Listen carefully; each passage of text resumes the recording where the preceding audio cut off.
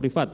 Tidak pernah ada ajudan yang masuk tanpa izin, dan juga dihubungkan dengan keterangan saksi dalam persidangan yang tidak mengetahui mengapa terdakwa Kuatmaruf ikut dengan saksi naik ke lantai 3 rumah saguling, padahal saksi tidak ada memerintahkannya untuk ikut. Sehingga dinilai adanya kehendak sengaja dari saksi Putri Chandrawati mengajak terdakwa Kuatmaruf yang loyal, tingkat kepatuhannya tinggi, dan tidak mau menjadi pengkhianat karena sudah bekerja sejak tahun 2008 kepada keluarga saksi untuk bertemu dengan saksi Ferdi Sambo di lantai 3 rumah saguling, yang mana ruangan tersebut merupakan ruang privat yang tidak dapat dimasuki oleh para ajudan tanpa adanya perintah.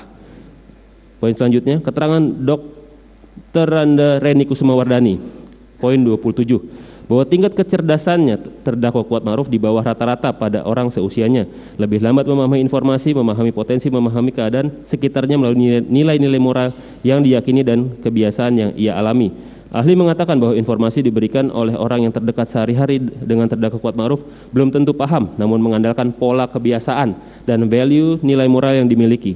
Kepatuhan otoritas adalah tinggi namun tidak mudah disugesti dan tidak terdapat kepura-puraan, sehingga dapat dilihat hemat kami bahwa terdakwa Kuatmaruf yang sudah bekerja sejak tahun 2008 dengan keluarga saksi Ferdi Sambo dengan tingkat kepatuhan yang tinggi tidak mungkin akan naik ke lantai 3 rumah saguling yang merupakan ruang private keluarga saksi Ferdi Sambo kecuali adanya izin ataupun perintah dari saksi Ferdi Sambo maupun saksi Putri Chandrawati. Keterangan Profesor Dr. Muhammad Mustafa, poin 22 dan 24. Ahli mengatakan dalam perencanaan terdapat aktor intelektual yang membagi-bagi tugas kerja agar jangan terlihat seperti perencanaan. Dan ahli mengatakan bahwa terdakwa Kuatmaruf dan saksi Ricky Rizal Bowo adalah diikutsertakan. Keterangan ahli Heri Prianto selaku ahli digital forensik, poin 77 dan 79. Ahli memutarkan rekaman CCTV rumah saguling pada pukul 15.17 waktu CCTV di mana terlihat terdakwa Kuatmaruf masuk ke dalam lift bersama saksi Putri Chandrawati ke lantai 3 rumah saguling, sedangkan saksi Susi mengikuti uji swab PCR di lantai 1.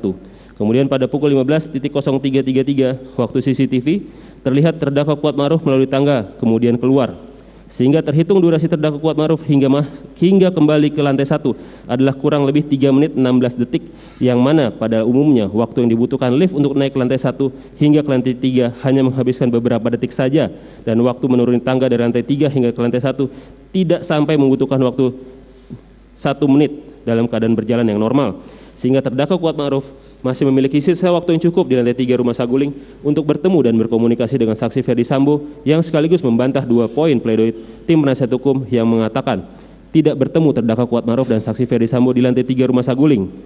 Vide pledoi halaman 22 dan dalil tim penasihat hukum yang menyatakan terdakwa Kuatmaruf hanya 1 kali bertemu dengan saksi Ferdi Sambo di rumah Duren 3, yakni saat diperintah memanggil korban Nofriansyah Yosua Huta Barat dan saksi Ricky Rizal Bowo.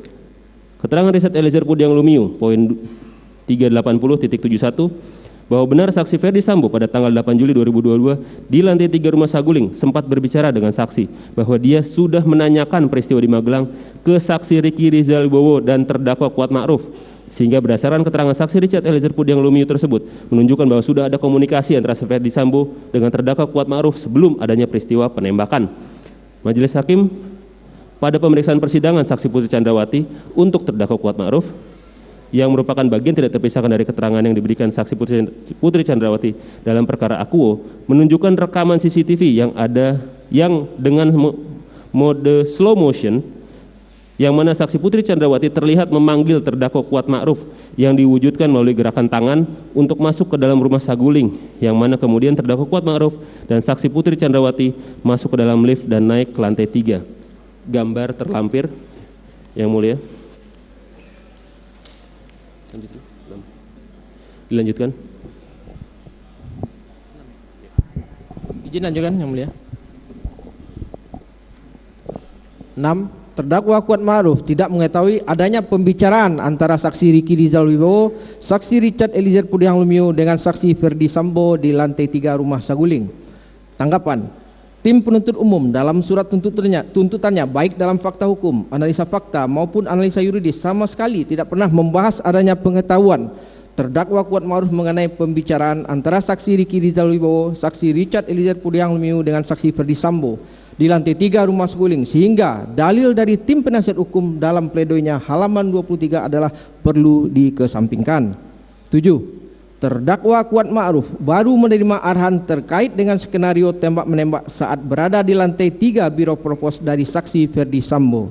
Tanggapan bahwa dalil yang disampaikan dalam pledoi tim penasihat hukum halaman 25 sesungguhnya telah diuraikan secara jelas dan lengkap oleh kami tim penuntut umum sebagaimana yang diuraikan dalam fakta hukum nomor 57 vide surat tuntutan halaman 421.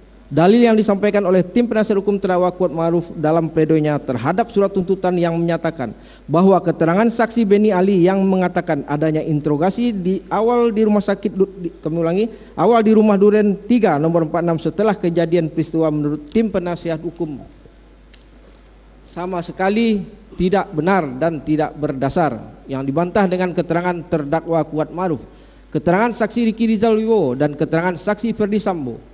Apabila dilihat dari keterangan saksi yang menjadi rujukan tim penasihat hukum tersebut adalah mereka yang memberikan kejujuran secara setengah hati karena memberikan keterangan secara berbelit-belit, bertentangan dengan akal sehat dan tidak mengetahui secara utuh perbuatannya dalam turut serta dengan rencana terlebih dahulu merampas nyawa korban Nofriansah Yosua Huta Barat yang tidak didukung oleh alat bukti lain selain daripada keterangan mereka sendiri, sehingga keterangan yang disampaikan oleh para saksi Riki Rizal Wibowo dan keterangan saksi Ferdi Sambo yang juga menjadi terdakwa Kuat Ma'ruf dalam berkas perkara yang dituntut secara terpisah tersebut tidaklah objektif dalam mengungkap suatu kebenaran material, sehingga dalil dari tim penasihat hukum tersebut sangatlah lemah dan rapuh untuk dijadikan landasan berpikir yang logis.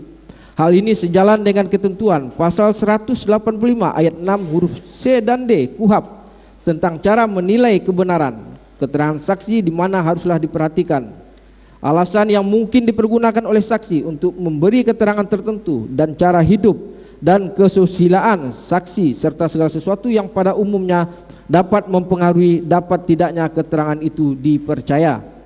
Bahwa dengan merujuk pada pasal AKUO perlu dipahami jika kualitas keterangan saksi Riki Rizal Wibowo dan keterangan saksi Ferdi Sambo berbeda dengan keterangan dari saksi Richard Eliezer Pudiang Lumiu yang masuk dalam kategori saksi pelaku yang bekerja sama dan secara konsisten sudah mengakui dan menerangkan secara jelas peristiwa tindak pidana yang sebenarnya terjadi selama dalam proses persidangan, sehingga dapat terungkap gambaran utuh dari tindak pidana yang didakwakan oleh tim penuntut umum.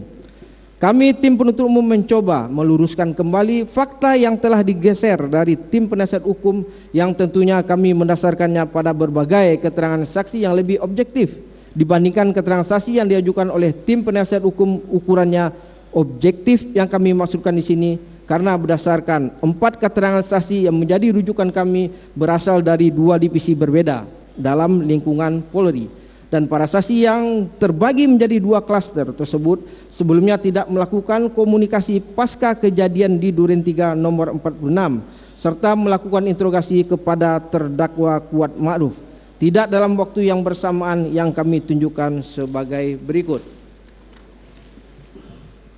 Keterangan saksi Beni Ali poin 11 dan 12 bahwa saksi melihat terdakwa Kuat Ma'ruf pada saat saksi tiba di TKP. Saksi mulanya bertanya kepada saksi Richard Eliezer Pudiang Lumiu ketika menyerahkan senjata mengenai kejadian yang terjadi. Saksi Richard Eliezer Pudiang Lumiu mengatakan berada di atas bersama terdakwa Kuat Ma'ruf. Selanjutnya saksi Richard Eliezer Pudiang Lumiu mendengar suara teriakan, kemudian turun, kemudian ada korban Nofriansah Yosua Huta Barat depan kamar dan ditanya ada apa oleh saksi Richard Eliezer Pudiang Lumiu, namun dibalas tembakan dan terjadi tembakan yang mengakibatkan meninggalnya korban Nofriansah Yosua Huta Barat poin 11. Sedangkan terdakwa Kuat Ma'ruf pada saat itu ada di dapur, kemudian saksi menanyakan keberadaannya dan terdakwa Kuat Ma'ruf menjawab saat ledakan di atas ingin menutup pintu kemudian takut dan tiarap poin 12. Kemudian keterangan dari saksi Susanto Haris poin 12 bahwa saksi melihat dan mendengar saksi Beni Ali menanyakan keberadaan terdakwa Kuat Ma'ruf saat terjadi peristiwa di rumah Duren 3 nomor 46 kepada terdakwa Kuat Ma'ruf, yang dijawab berada di lantai 2. Begitu juga dengan saksi Richard Eliezer Pudiang Lumiu, sedangkan saksi Riki Rizal Wibowo bersembunyi di balik kulkas setelah tembak menembak. Selanjutnya keterangan dari saksi Rifaizal Samuel dari Polres Metro Jakarta Selatan pada poin 16, 17 dan 18 bahwa saksi mengatakan saksi Richard Eliezer Pudihang Lumiu saat peristiwa berada di lantai 2 mendengar suara minta tolong. Saksi Richard Eliezer Pudihang Lumiu kemudian menanyakan kepada korban Nofriansah Yosua Huta Barat mengenai apa yang terjadi. Justru ditembak oleh korban Nofriansah Yosua Huta Barat. Kemudian dibalas tembakan oleh saksi Richard Eliezer Pudihang Lumiu sehingga terjadi tembak menembak dalam kurung poin 16. Kemudian saksi Riki Rizal Wibowo dan terdakwa Kuat Ma'ruf juga membenarkan terjadi peristiwa tembak menembak pada poin 17, dan saksi juga mengatakan saat menanyakan saksi Richard Eliezer Pudihang Lumiu juga terdapat saksi Riki Rizal Wibowo dan terdakwa Kuat Ma'ruf dalam kurung poin 18. Selanjutnya, keterangan saksi Sulap Abo dari Polres Metro Jakarta Selatan dalam kurung poin 19 dan 20 bahwa saksi mengatakan pada saat di rumah Duren 3 nomor 46 dilakukan interview berupa tanya jawab kepada terdakwa Kuat Ma'ruf, saksi Richard Eliezer Pudihang Lumiu maupun saksi Riki Rizal Wibowo seperti siapa yang telungkup, siapa Nofriansah Yosua Huta Barat, dan bagaimana kronologinya pada poin 19, serta saksi mengatakan bahwa tidak terdapat perbedaan interview awal dengan yang dikatakan saksi Rifaizal Samuel dalam kurung poin 20. Atas keterangan para saksi tersebut, maka dalil tim penasihat hukum yang menyatakan bahwa keterangan saksi Beni Ali yang mengatakan adanya interogasi awal di rumah Duren 3 nomor 46 setelah kejadian peristiwa menurut tim penasihat hukum sama sekali tidak benar dan berdasar. Justru merupakan sebuah kekeliruan yang dengan mudahnya dipatahkan sesuai fakta hukum yang termuat dalam surat tuntutan yang dilengkapi dengan rujukan komprehensif. 8. Terdakwa Kuat Ma'ruf berangkat dari Magelang ke rumah Saguling dan berangkat dari rumah Saguling ke rumah Duren 3 nomor 46 atas permintaan dari saksi Riki Rizal Wibowo. Tanggapan: kami dari tim penuntut umum menanggapi dalil tim penasihat hukum dalam pledoinya halaman 26 yang menanggapi fakta hukum surat tuntutan yang menyatakan terdakwa Kuat Ma'ruf pergi dari Magelang ke Jakarta dan kemudian melanjutkan perjalanan dari Saguling ke rumah Duren 3 atas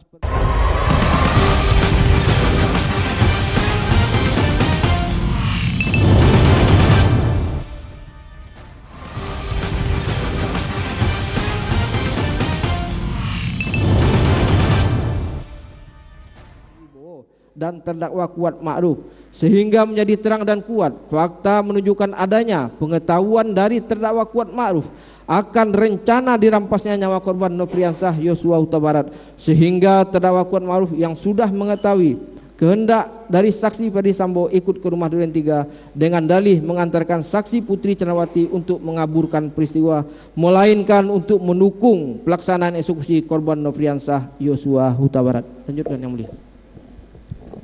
Dilanjutkan Yang Mulia. Atas fakta rangkaian peristiwa dari Magelang menuju rumah Saguling maupun dari rumah Saguling ke rumah Duren 3 yang tim penuntut umum susun, maka secara nyata dapat terlihat puzzle-puzzle yang hilang dari fakta persidangan.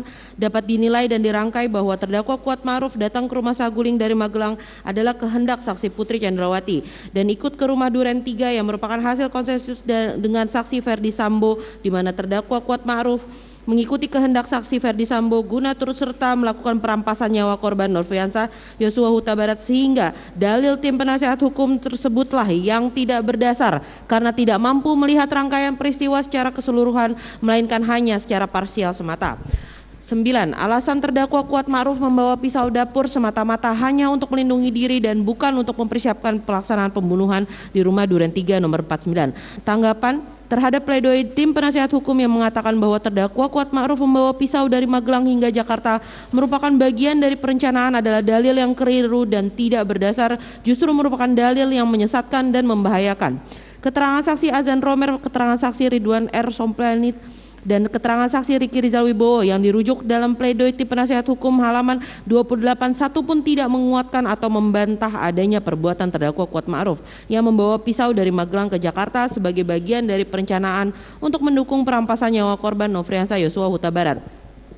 Pada poin ini kami tim penuntut umum tidak akan menggunakan berbagai rujukan maupun teori-teori untuk membantah dalil tim penasihat hukum. Namun tim penuntut umum mengajak kita semua melihat adanya peristiwa notorious atau peristiwa yang tidak perlu dibuktikan karena sudah diketahui umum sebagaimana diatur dalam pasal 184 ayat 2 KUHP yang kami kupas secara tuntas dalam kedua poin sebagai berikut.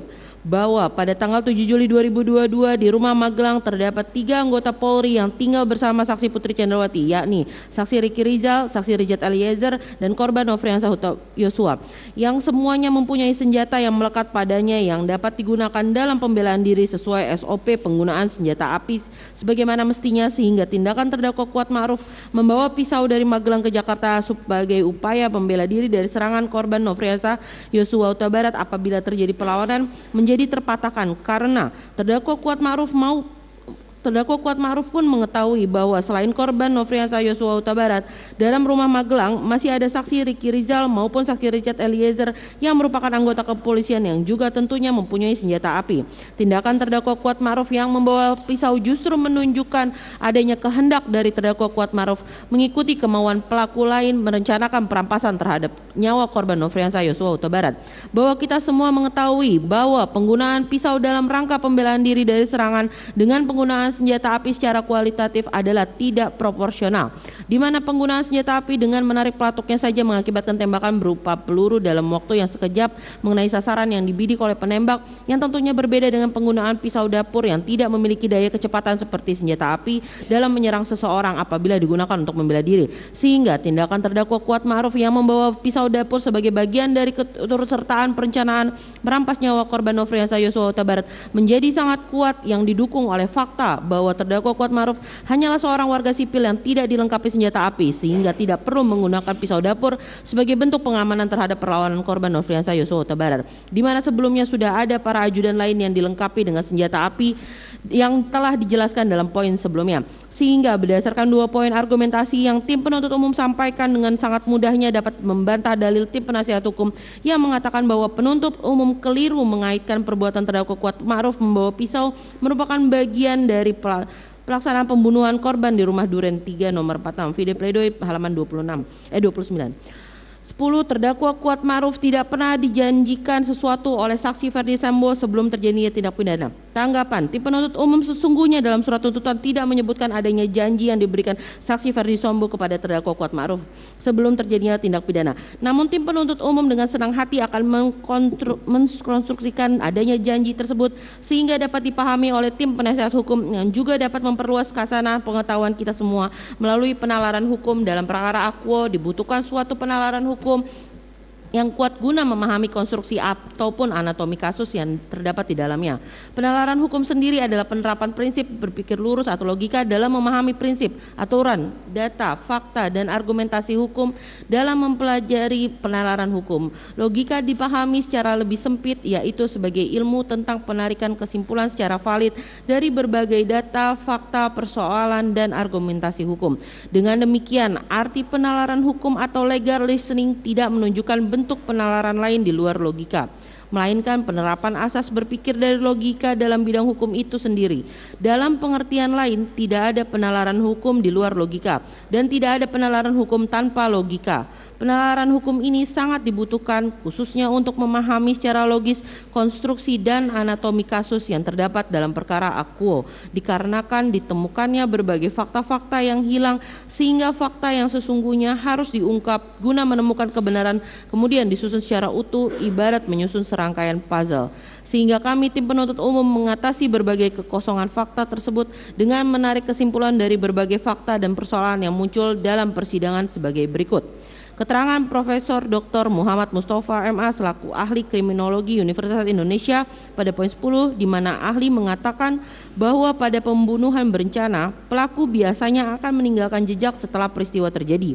Ia menyadari kesalahan dan berusaha menghilangkannya, yang oleh kami tim penuntut umum dalam perkara akuo tindakan menghilangkan jejak tersebut disimpulkan dengan adanya pemberian alat komunikasi berupa handphone berjenis iPhone 13 Pro Max oleh saksi Ferdi Sambo kepada terdakwa Kuat Ma'ruf keterangan terdakwa pada poin 48, saksi Richard Eliezer pada poin 380.53 dan saksi Ricky Rizal pada poin 109 dan 111 pada malam hari tanggal 10 Juli 2022 di ruang kerja saksi Ferdi Sambo yang berada di lantai 2 Rumah Saguling untuk menghilangkan jejak komunikasi terutama mengenai janji dari saksi Ferdi Sambo kepada terdakwa Kuat Ma'ruf, saksi Richard Eliezer dan saksi Ricky Rizal sebelum adanya penembakan pada tanggal 8 Juli 2022 guna mengabur peristiwa agar tidak terlihat seperti perencanaan.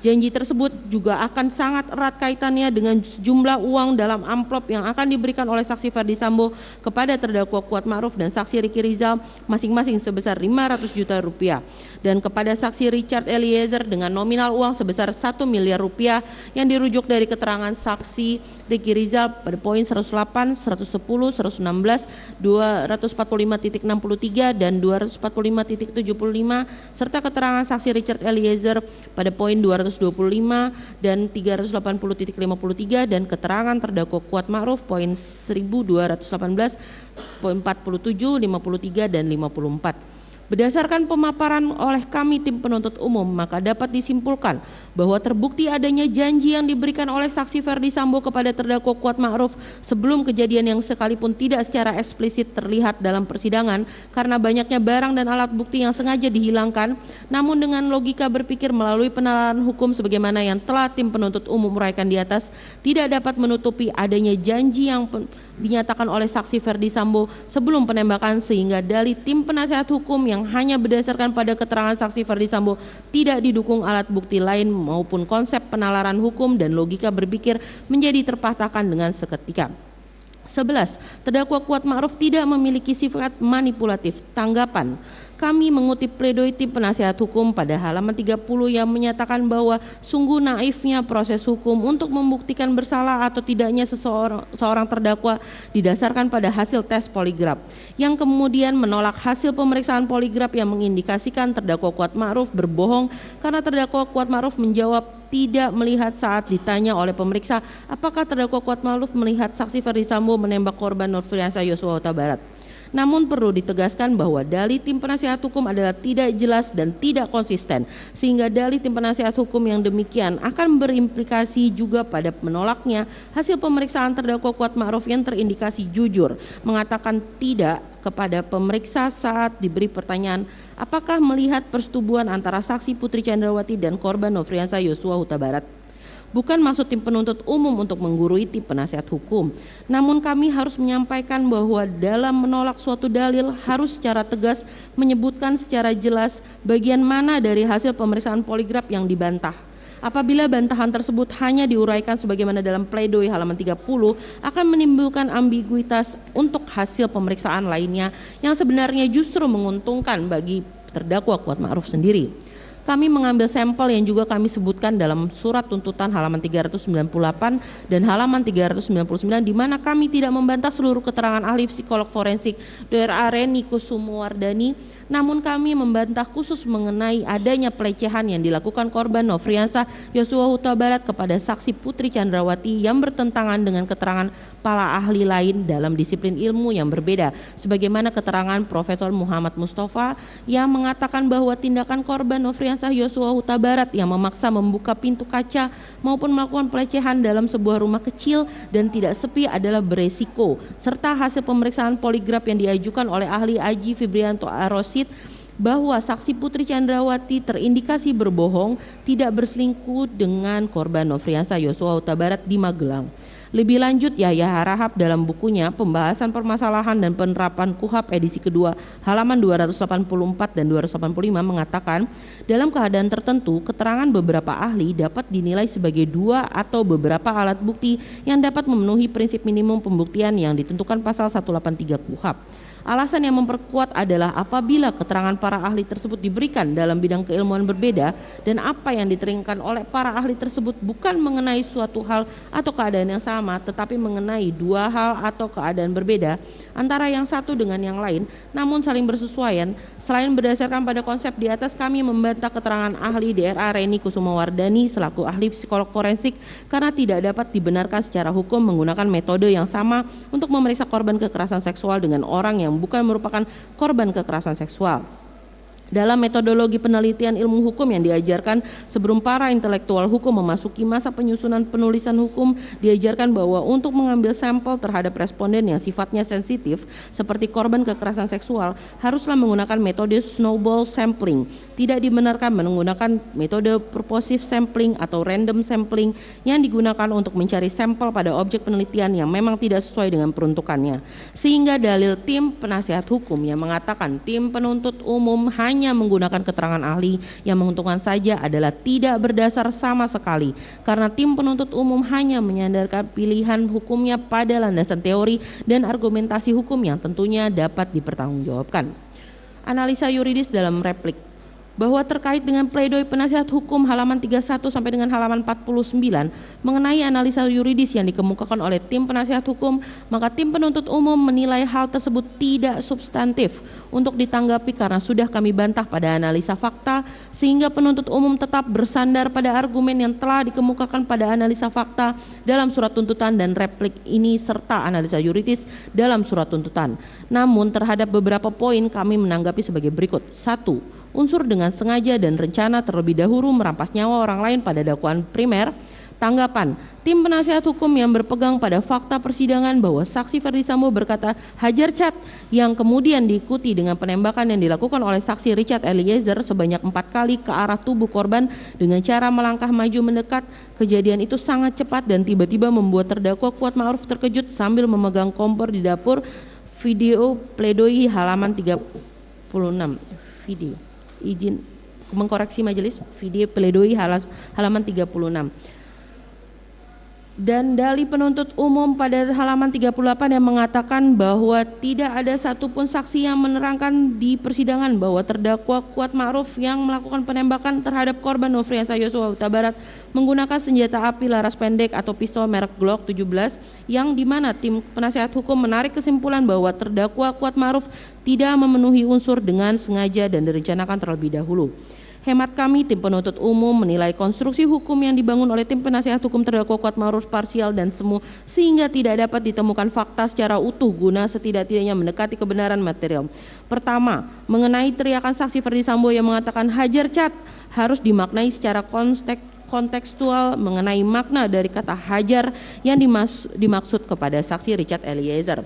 Yang dikatakan dengan fakta dalam persidangan bahwa tiap ajudan memiliki senjata yang melekat pada dirinya, dan saksi Richard Eliezer yang tidak membawa senjata apapun selain senjata Glock 17 yang ada padanya.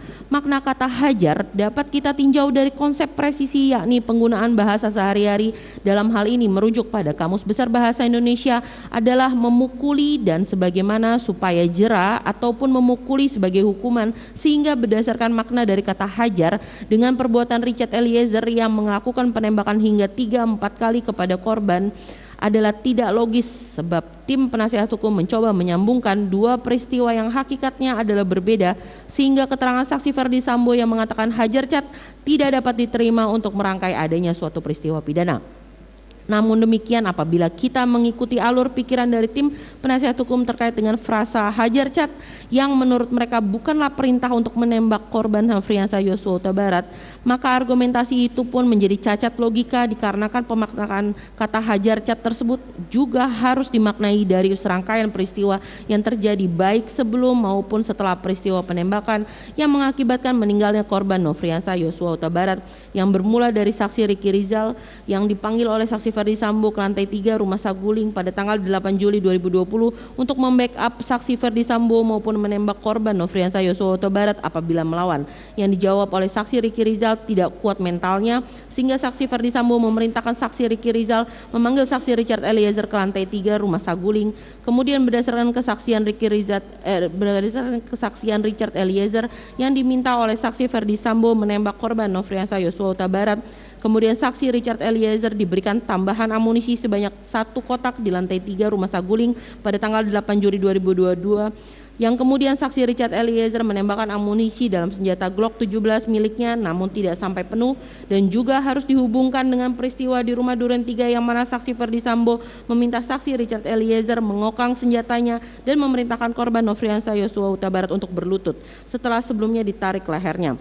Perkataan saksi Ferdi Sambo yang mengatakan hajar cat menjadi tidak masuk akal apabila dimaknai hanya untuk memukul korban Nofriansah Yosua Huta Barat. Setelah disimpulkan dari rangkaian peristiwa sebelum penembakan maupun rangkaian peristiwa setelah penembakan di mana meninggalnya korban Nofriansah Yosua Huta Barat yang berdasarkan visum et repertum oleh dokter ahli Dr. Farah P. Karau akibat adanya luka pada dada sebelah kanan yang mengenai paru-paru serta pembuluh darah besar dan luka yang mengenai batang otak sehingga korban Nofriansah Yosua Huta Barat meninggal seketika. Sehingga berdasarkan rangkaian peristiwa tersebut maka menjadi logis dan masuk akal bahwa perintah hajar cat tersebut adalah perintah yang diberikan saksi Ferdi Sambo pada saksi Richard Eliezer untuk menembak korban Nofriansah Yosua Huta Barat sampai meninggal dunia.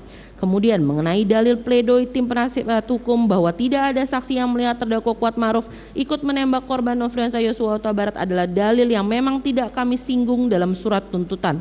Karena kami mengkonstruksikan terdakwa Kuat Ma'ruf sebagai orang yang turut serta dengan rencana terlebih dahulu merampas nyawa orang lain dan bukan sebagai pelaku material yang secara langsung mengakibatkan matinya korban Nofriansah Yosua Huta Barat yang telah kami uraikan dalam analisa yuridis surat tuntutan pada pemenuhan unsur turut serta pada halaman 350 sehingga wajarlah tim penasihat hukum keliru dalam berpendapat demikian yang diakibatkan adanya perbedaan konstruksi hukum yang dibangun oleh tim penasihat hukum dengan kami tim penuntut umum.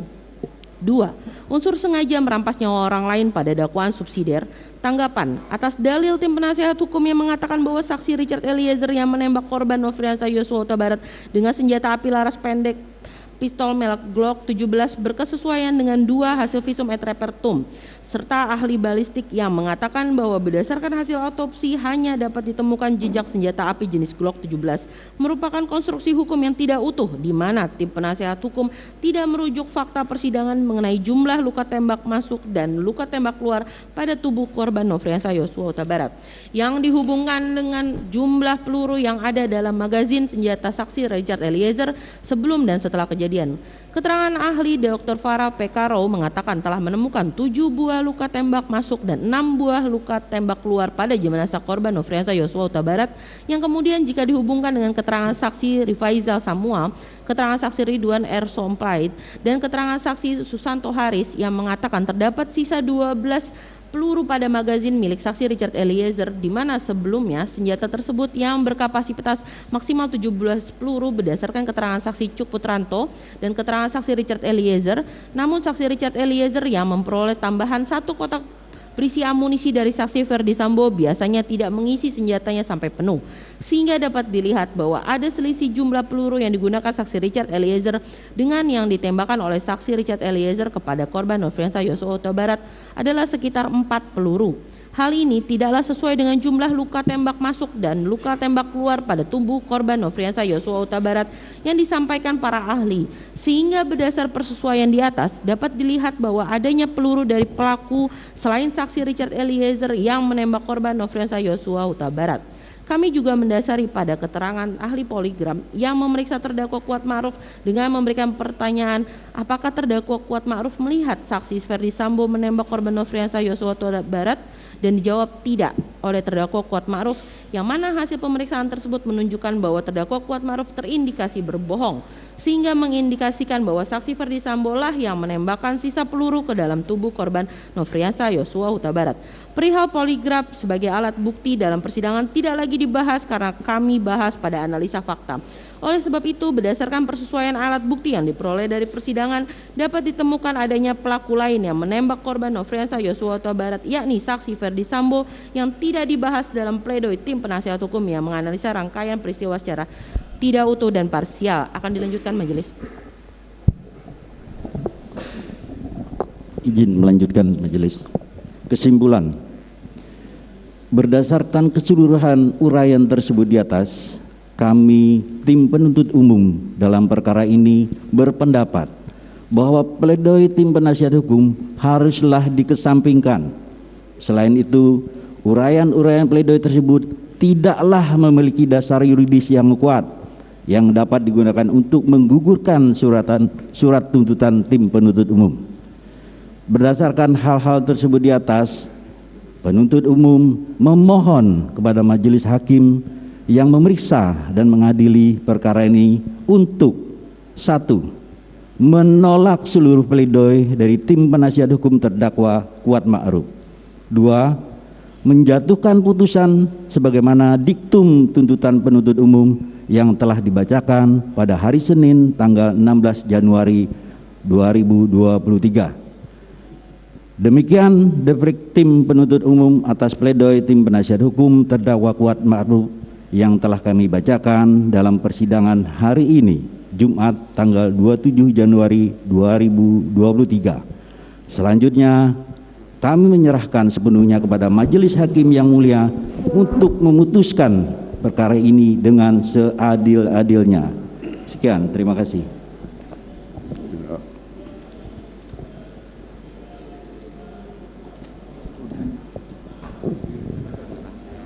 Terima kasih.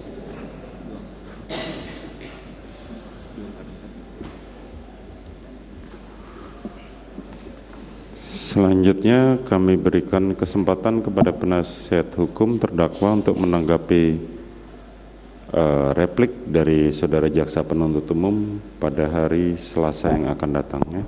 Siap yang mulia. Ya. Baik, kepada terdakwa Kuat Ma'ruf, saudara diperintahkan untuk kembali ke dalam tahanan. Sidang perkara nomor 800 PIT B 2022 atas nama terdakwa Kuat Ma'ruf dinyatakan ditutup. Pada jaksa penuntut umum kita lanjutkan pukul 15.00 dengan agenda, ya. Apa masih sanggup? Setengah 12 kita Jumatan. Hah? Cukup? Oke, silakan kalau cukup silakan. Langsung dilanjutkan aja. Oke, silakan.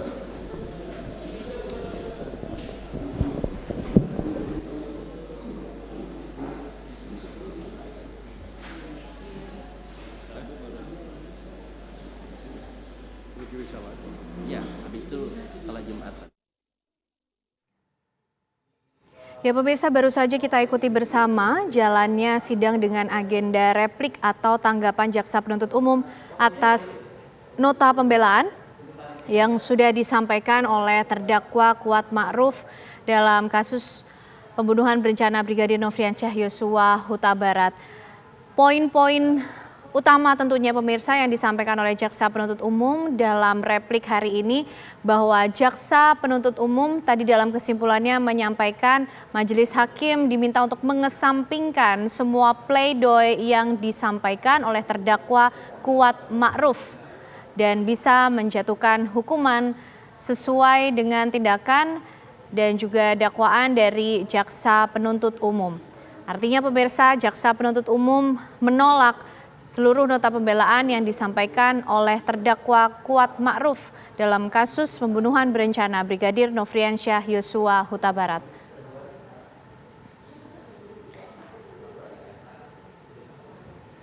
Artinya pemirsa masih ada 2 orang terdakwa lagi yang hari ini akan menjalani sidang replik di Pengadilan Negeri Jakarta Selatan, yaitu Ferdi Sambo dan juga Ricky Rizal. Kita masih menunggu bagaimana keputusan majelis hakim untuk sejumlah agenda sidang hari ini pemirsa, namun yang pasti bahwa agenda sidang pertama yaitu replik atau tanggapan dari jaksa penuntut umum terhadap nota pembelaan dari terdakwa Kuat Ma'ruf ini sudah selesai dilangsungkan di Pengadilan Negeri Jakarta Selatan. Tadi juga majelis hakim sempat memberikan kesempatan kepada pihak dari terdakwa Kuat Ma'ruf atau juga penasihat hukum untuk bisa menanggapi dari replik yang disampaikan oleh jaksa penuntut umum, namun tidak ada tanggapan yang diberikan pemirsa. Kita akan coba terus pantau bagaimana situasi di Pengadilan Negeri Jakarta Selatan.